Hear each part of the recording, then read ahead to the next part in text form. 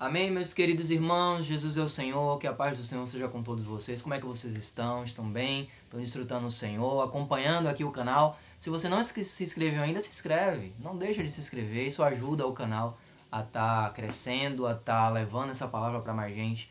Não esquece depois também de compartilhar. Vamos pregar o Evangelho para que muitas pessoas recebam essa palavra e sejam salvas, tá bom? Eu queria compartilhar com vocês hoje a respeito de João Batista. Vocês já sabem a história de João Batista. João Batista não é o João, dos evangelhos, tá? João Batista foi alguém que preparou os caminhos para o Senhor Jesus. O Senhor Jesus teria um legado aqui nessa terra e ele foi alguém que preparou esse caminho para que aí Jesus pudesse começar o seu ministério. É interessante que Jesus não começa o seu ministério oficialmente antes do batismo.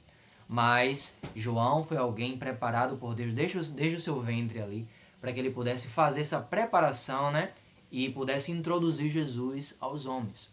Só que se você conhece a história de João Batista, você sabe como aconteceu. Ele iniciou bem, falou até mesmo que ele não era digno de batizar o Senhor, e aquele que vinha após ele não era digno nem de desatar as sandálias dos pés. Mas esse mesmo João, que deu testemunho positivo de Jesus, que batizou Jesus, e Jesus disse que era necessário isso acontecer para que se cumprisse toda a justiça. Naquele momento Jesus estava dizendo, olha João, isso é importante, eu preciso fazer isso. Mas depois disso, você precisará me seguir. Só que João Batista, ele sabia disso. Quando João batiza Jesus, ele sabia que o ministério de Jesus começaria. Só que se ele antes batizava, pregava, levava as pessoas até o Senhor, agora, com o batismo de Jesus, o que é que ele deveria fazer, amados irmãos? Seguir Jesus. Levar as pessoas a seguir Jesus. Só que a gente olha para a Bíblia em Mateus e a gente vê um discipulado já arquitetado de João. E até mesmo enquanto Jesus estava com os discípulos, batizando as pessoas, João Batista continuava fazendo essa obra. Era como se ele estivesse concorrendo ali com o Senhor. E é interessante que todos aqueles que concorrem com o Senhor, eles são colocados de lado. Foi assim com Lúcifer, que depois se tornou Satanás. Foi assim com o próprio Faraó, no qual o Senhor mesmo endureceu o coração, mas depois o povo saiu ali do Egito. Amados irmãos, foi assim com João Batista. Todos aqueles que concorrem com o Senhor são colocados de lado, porque a obra do Senhor ela não pode ser interrompida. Então, naquele momento, era para João Batista reconhecer a sua função ali, e seguir o Senhor. Mas não foi isso que aconteceu, irmãos. E é interessante que ali em Mateus capítulo 3, começa se falando de João Batista. Depois de Mateus capítulo 3, o nome de João Batista some. Olha que interessante. Só vai aparecer lá por volta do capítulo 14, quando já é anunciado a sua morte.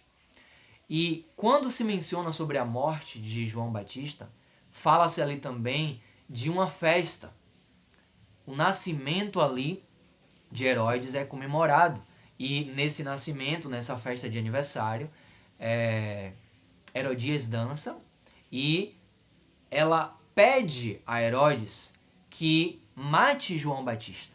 Olha só, quando a Bíblia menciona sobre o nascimento de alguém, a Bíblia menciona também sobre algo trágico que acontece.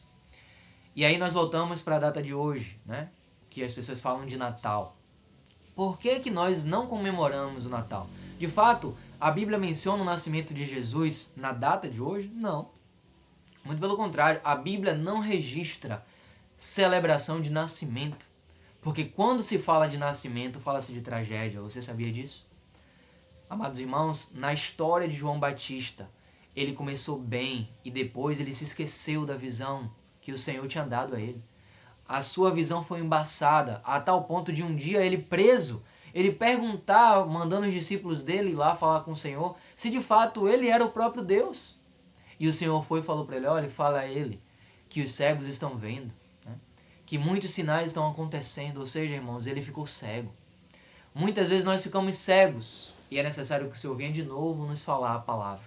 Então não, a Bíblia não menciona o nascimento de Jesus nos dias de hoje, nos dias 24 e 25 de dezembro. Muito pelo contrário, a Bíblia celebra a morte do Senhor Jesus, não o nascimento. Porque a morte do Senhor resultou na ressurreição do próprio Deus. Então, o Natal nada mais é do que uma invenção pagã de uma celebração ao Deus Sol, de acordo ali com o solstício, né, do norte. E aí eles celebravam uma festa ao nascimento do Deus Sol, que é um Deus pagão. Então nós cristãos não celebramos nascimento. Foi assim em relação ao Senhor Jesus, é assim em relação a João Batista. Irmãos, nós estamos aqui para seguir a palavra de Deus. E uma coisa interessante nesse relato é que somente o Senhor é aquele que precisa ser adorado. Em relação ao Deus Sol, ele é um Deus pagão, não pode ser adorado. Em relação a João Batista, ele é apenas alguém, foi alguém usado pelo Senhor e ele não precisa ser adorado, como estava acontecendo, tendo discipulado. Amados irmãos, nós somos aqueles que seguem o Cordeiro, somos aqueles que seguem o Senhor.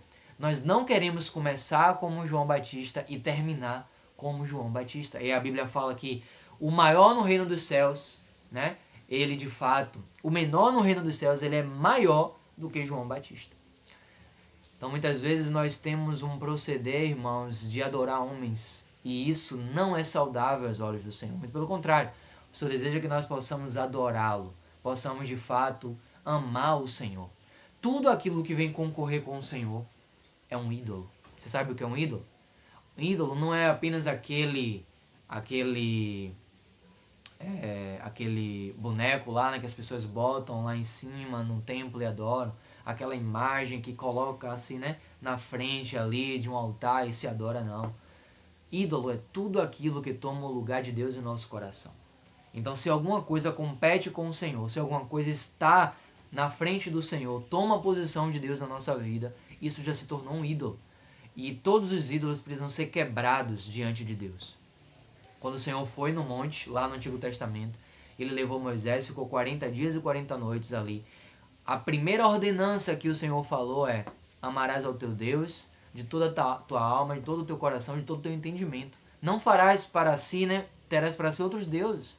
E quando o Senhor dá as leis a Moisés, Moisés desce do monte, o povo lá embaixo já estava adorando o bezerro de ouro, ou seja, já estava adorando um outro Deus. Isso, irmãos, é ídolo.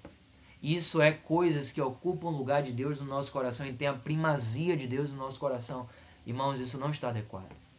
Nós precisamos orar ao Senhor, falar: Senhor, o que é que está competindo com o Senhor na minha vida? O que é que está, Senhor, tomando o teu lugar no meu coração? E se o Senhor nos mostrar algo, irmãos, precisamos eliminar todas essas coisas para servir o Senhor. Essa é a palavra de Deus. O Senhor deseja que o nosso coração seja totalmente dele. Aí a Bíblia vem nos falar: buscai, pois, em primeiro lugar o seu reino e a sua justiça, e todas as outras coisas serão acrescentadas. O Senhor não quer que nós deixemos de fazer todas as outras coisas, não. Ele apenas deseja que o nosso coração dê a primazia a Ele. E certamente, irmãos, Ele será o primeiro na nossa vida. Se você gostou dessa palavra, se fez sentido para você, se essa palavra te alimentou, não esquece, dá a curtida aí. Não esquece de se inscrever nesse canal. Vamos, de fato, abençoar a vida das pessoas com a palavra de Deus. Deus te abençoe e até amanhã, em nome de Jesus.